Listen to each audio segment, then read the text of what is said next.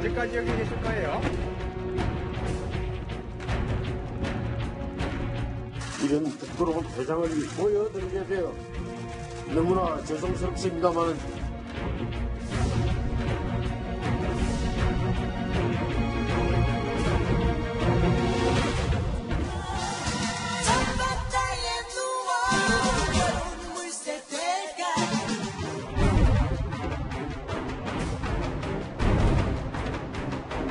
그 한 사람에 대한 저희 책임이 또한 너무나 크기 때문에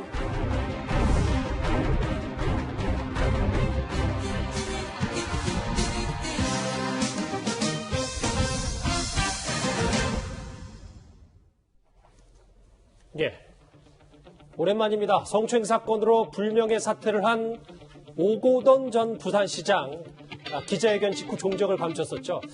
잠적 열흘이 좀 넘어서 거제도의 한 펜션에서 이렇게 언론사 카메라에 포착이 됐습니다. 화면부터 먼저 만나보겠습니다. 오 시장님, 언제까지 여기 계실 거예요?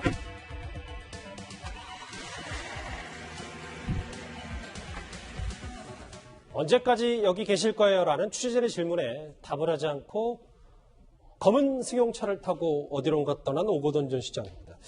자, 예치평론가님, 하나하나 좀 짚어봐야 될 것 같은데 잠적 열흘이 좀 넘어서 발견된 곳이 거제도의 한 펜션입니다. 그러니까요. 사실 오고돈 전 시장이 사퇴 기자회견을 하고 거제도로 가는 이 거가대교 인근 휴게소에서 신원이 포착이 됐었습니다. 물론 그 사진이 정확하게 오고돈 전 시장이라고 확인되진 않았지만 그때 아마 거제도에 있는 이 지인이 운영하는 것으로 알려진 펜션에 가서 지금 열흘 넘게 머물고 있었던 것으로 추정이 되는데요. 네. 이 펜션 로비의 한 소파에서 휴식을 취하고 있는 모습이 포착이 되었고요. 취재진이 오고돈 전 시장에게 여러 질문을 던졌지만 사람 잘못 본 것 같다. 이런 이야기를 하면서 황급히 본인의 차량에 탑승해서 어디론가 이동을 했다고 합니다. 지금 현재는 이 거제도 펜션이 아니라 경남 지역의 또 다른 펜션, 또 다른 숙소로 이동했다는 언론 보도가 나오고 있는데 아, 그렇습니까? 사실 본인 지인이 운영하는 펜션의 입구와 안 입구가 중요한 것이 아니라 부산시정이 완전히 마비 상태가 됐거든요. 오고돈 전 시장의 갑작스러운 사태와 사과로 인해서. 그렇다면 최소한 뒷수습하는 모습들 그리고 정말 많은 것을 궁금해하는 국민들이나 기자들의 질문에 어느 정도 다시 한번 사과하는 메시지로 대답을 했다면 좋지 않았을까. 물론 당황스러웠겠지만 사람 잘못 본 것 같다는 말을 하면서 황급히 도망치듯 떠나가는 모습이 부산시의 행정을 책임졌던 시장다운 모습은 아닌 것 같아서 더 많은 시민들 또 국민들이 안타깝게 고개를 젓지 않을까 싶습니다. 화면 한번 저하고 또 보실게요. 그러니까 뭐 단언할 수는 없지만 왼손에 이제 책 한 권이 쥐어져 있기 때문에 뭐 잠적 기간 혹은 여러 가지 잠행 기간 동안에 독서를 한 거 아니냐 뭐 여러 가지 해석도 있어요. 최 교수님. 네. 그렇게 따지면 바로 사퇴 기자회견 직후에 거가댁에서 목격담 이것도 뭐 사실일 가능성이 꽤 사실 크네요. 가능성이 높죠. 왜냐하면 지금 거제도에 가 있는 걸로 알려지고 있잖아요. 그렇게 되면 저기서 포착이 됐다고 하면 그때 그 당시에 거기를 지나서 갔을 가능성은 충분히 예측 가능하다고 보여지고요. 예. 저도 이렇게 너무 이렇게 숨어서만 있을 문제는 아니라는 생각이 들어요. 물론 언론에 노출되는 게 본인한테 좋고 기쁜 일은 아니겠죠. 그럼에도 불구하고 당당하게 좀 잘못한 건 잘못했다고 얘기하고 그리고 사과하는 모습 필요할 텐데 이렇게 자꾸 숨어 다니면 언론이 계속 추적을 하지 않겠습니까? 그것도 본인한테 그렇게 좋아 보이는 모습은 아닌 것 같아요. 그래서 저런 모습을 보이는 것도 어찌 보면 또 한 번 두 번 또 부산 시민들한테 실망감을 주는 모습이 아닌가 이런 생각이 듭니다. 화면에 목소리는 잡히지 않았는데 정태현 변호사님. 네. 이 한마디 저희 주제로 얘기한 오고돈 전 시장의 첫 마디는 사람 잘못 보셨습니다. 이거네요. 글쎄 뭐 누구나 얘기하듯이 지금 기자가 잘못 본 것이 아니라 정말 그 부산 시민들, 우리 국민들이 사람을 잘못 본 게 아닌가 그런 생각이 드는데요. 그 명색이 그래도 그 부산 시민의 지지를 받아서 시장이 되신 분 아닙니까? 그러면 지금 교수님 말씀대로 잘못한 건 잘못한 거고 인정할 게 인정할 거 그렇게 얘기를 해야지. 지금 저희 가 계신 데가 잘 아시겠지만 거제도고 바로 앞이 그 충북이 일하시는 한산도거든요. 예. 경치가 굉장히 좋습니다. 그래서 해금강 그 유람선 매표소 옆에 있었다는 거 아닙니까? 그러면 본인이 뭔가 그 부산 시민들의 지지에 대해서 반성하고 뉘우치고 앞으로 어떻게 하면 이 보답할까 그 생각을 했다기보다는 마냥 가서 푹 쉬고 있었던 것이 아니냐. 이런 또 한 번에도 실망이 있게 될 수밖에 없는 거죠. 물론 뭐 여러 가지 복잡하겠지만 그렇게 비춰질 수 있다는 말씀이시죠. 물론 오고돈 전 시장이요 경찰 수배직인 상태가 아니기 때문에 사실 법적으로는 뭐 이런 행동이 큰 문제는 없습니다. 다만 이렇게 나몰라라 휴양지에서 숨어 지내는 모습이 드러나면서 오 전 시장에 대한 도덕적 비난 여론도 더 커지고 있습니다. 그 한 사람에 대한 저희 책임이 또한 너무나 크기 때문에 이러한 결정을 할 수밖에 없음을 고백합니다. 이런 부끄러운 대장을 보여드리게 되어 너무나 죄송스럽습니다만 지금 제가 할 수 있는 유일한 선택이 바로 이것이라고 생각합니다. 사타 기자회견 때 모습인데요. 이현정 의원님. 네. 그런데 오거돈 전 시장 지금 거제도 한 펜션에 머물렀던 것을 포착은 됐지만 관사에서 짐은 안 뺐다면서요? 그러니까 참 이게 3전 4기를 해서 본인이 부산시장 된 거 아니겠습니까? 그동안 보면 본인이 부산시장 되겠다고 꾸준히 하여튼 여러 차례 도전을 했어요. 자, 그래서 시민들도 보면 사실 부산시가 생긴 이래 처음으로 어떤 면에서 보면 진보 진영의 어떤 시장이 된 겁니다. 많은 기대도 있었을 거예요. 자, 그럼에도 불구하고 또 우리가 보고 싶지 않는 장면을 지금 목격을 한 거 아니겠습니까? 자, 그렇다면 저는 어떤 면에서 보면 이렇게 사실 본인이 원래 부산시 공무원 출신이었습니다. 예. 자, 그리고 부산시에서 잔뼈가 굵은 분이라면 정말 어떤 면에서 자신의 어떤 진퇴 이런 문제에 대해서는 어떤 면에서 좀 깔끔하게 해줘야 되는데 문제는 지금 이렇게 혼자 뭐 어떤 면에서 뭐 도망치듯 해서 가서 사실은 이렇게 또 기자들한테 포착이 되기도 하고 또 지금 현재 관사도 뭐 그대로 짐도 있다고 그래요. 뭐 집도 마찬가지겠지만 그러니까 어떤 면에서 보면 공직에 있던 사람이 이렇게 나가서 예전에 제가 참 안희정 전 지사의 뒷모습을 보면 참 여러 가지로 생각이 많았는데 또 이런 장면을 보게 돼서 저뿐만 아니라 국민들도 굉장히 씁쓸하실 겁니다. 그런데 이 경찰의 수사는 제자리 걸음입니다. 피해자 진술 확보가 중요할 텐데요. 피해자가 2차 피해를 우려해서 여전히 고소 여부에 대해서 입장을 밝히고 있지 않기 때문입니다. 한 가지만 간절하게 부탁드립니다. 피해자분께서 또 다른 상처를 입지 않도록 이 자리에 계신 언론인 여러분을 포함해서 시민 여러분들께서 보호해 주십시오. 모든 잘못은 오로지 저에게 있습니다. 저 당시 성추행 사건의 수사가 속도를 내지 못하는 이유가 지금 보니까 피해자 진술을 아직 경찰이 받지 못했습니까? 그래서 지금 이제 기본적으로 이제 받고 있는 혐의가 강제추행이고 그것이 아니라도 이제 업무상 위력에 의한 추행이 될 텐데 문제는 그 사건이 일어난 장소가 시장 집무실 아닙니까? 시장 집무실엔 CCTV도 없고 현재 목격자도 없습니다. 그러면 이 오 시장을 처벌하기 위해서는 또는 범죄 혐의 유무를 밝히기 위해 가지고는 피해자의 진술이 결정적인 건 사실입니다. 왜 그런가 하면 오거돈 시장이 사퇴하면서 자신의 범행을 인정하는 듯한 그런 발언을 했지만 과연 그것이 자기 도덕적으로 잘못됐다는 것인지 법률적으로 처벌을 받는지 명확하지가 않습니다. 그래서 이제 피해자를 조사를 해야 되는데 물론 이거는 이제 고소를 해야만 되는 그런 친고죄가 아니기 때문에 고소를 하지 않아도 조사를 할 수 있고 처분을 할 수 있습니다. 다만 지금 말씀드린 대로 구체적인 증거들에 있어서 다른 것들이 없기 때문에 피해자의 진술이 결정적이거든요. 그래서 피해자 진술을 들어야 전 시장에 대한 처벌 여부 또는 어떤 법률로 의뢰할 것인지 밝혀질 수 있기 때문에 이게 지금 상당히 경찰로서는 그 수사가 지연되는 가장 중요한 원인 중에 하나입니다. 그래서 핵심인 성추행 사건이 여전히 수사가 제자리 걸음이다. 이거 그렇습니다. 오거돈 전 시장 성추행 사건을 놓고요. 청와대의 은폐다라면서 의혹 제기하고 있는 미래통합당 어제 오 전 시장을 강제추행, 직권남용 혐의 등의 혐의로 고발했습니다. 오거돈 시장의 경우도 정권인멸에 지금 그 정부 당국이 또 다 나선 거 아닌가 싶습니다. 본인도 잠적했고 정무라인도 다 잠적한 이런 상태입니다. 정부에 자료 요청을 해도 전부 지금 그 은폐하기에 급급합니다. 소수나 약자에 대한 그런 인권 침해에 대해서 이렇게 내로남불적인 대응을 하게 되면 그동안 우리가 쌓아올렸던 그 사회적 인식 자체를 한꺼번에 무너뜨릴 수가 있습니다.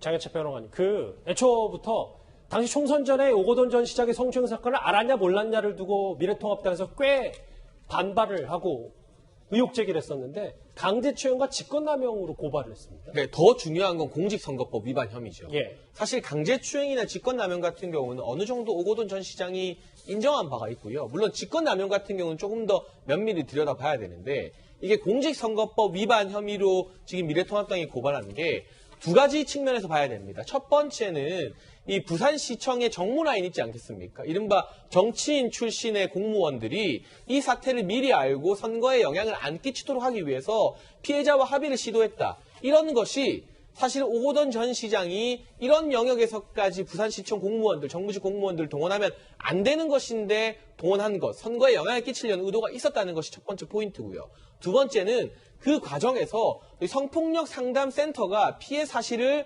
부산시청 정무라인들에게 미리 알려준 것이 아니냐. 예. 이거는 사실 성폭력방지법 30조 위반에 해당하는 내용이거든요. 사실이라고 한다면. 그리고 더 나아가서 지금 미래통합당의 진상조사단은 이게 과연 부산시청 정무라인만 아는 일이었겠느냐.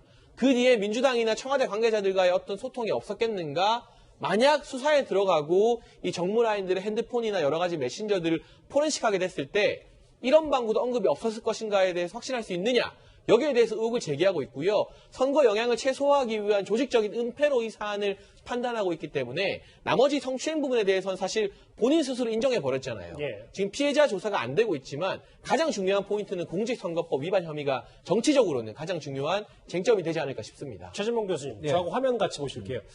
미래통합당에서 단순히 뭐 고발건 말고도 또 한 번 목소리를 내고 있는 게 일부 시민단체에서는 왜 이거에 대해서는 답변이 없는 거냐, 의견이 없는 거냐. 이게 전형적인 내로남불 아니냐 이렇게 지적하고 있거든요. 그러니까 이번에 사건 터지고 나서 부산시에 있는 여성단체 협의회에서 기자회견도 하고 발표도 했어요. 부산시청 앞에서. 이거는 부산일보에서 보도한 내용 5월 4일 날 그 앞에 가서 오거돈 전 시장의 행위에 대해서 비판하고 부산시가 제대로 성폭력이나 성추행에 대한 대책을 제대로 마련하지 못한 걸 비판을 했기 때문에 비판이 전혀 없었던 건 아니에요. 그러니까 여성단체들이 비판을 안 하는 게 아니고 하고 있습니다. 다만 이제 김웅 전 검사 지금 당선인이 지적하는 것 중에 하나가 제가 볼 때는 그거 같아요. 부산 지금 이 성폭력 상담소에서 처음에 이 사건을 인지하고 왜 피해자의 인지한 내용을 가해자라고 할 수 있는 오거돈 전 시장한테 그걸 얘기해 줬느냐. 부산시에 왜 이걸 얘기했냐의 문제거든요. 그 문제는 논란이 될 수 있어요. 그러나 여성단체들이 전혀 얘기하고 있지 않다 이러지 않고요. 지금 현재도 부산여성단체 협의회에서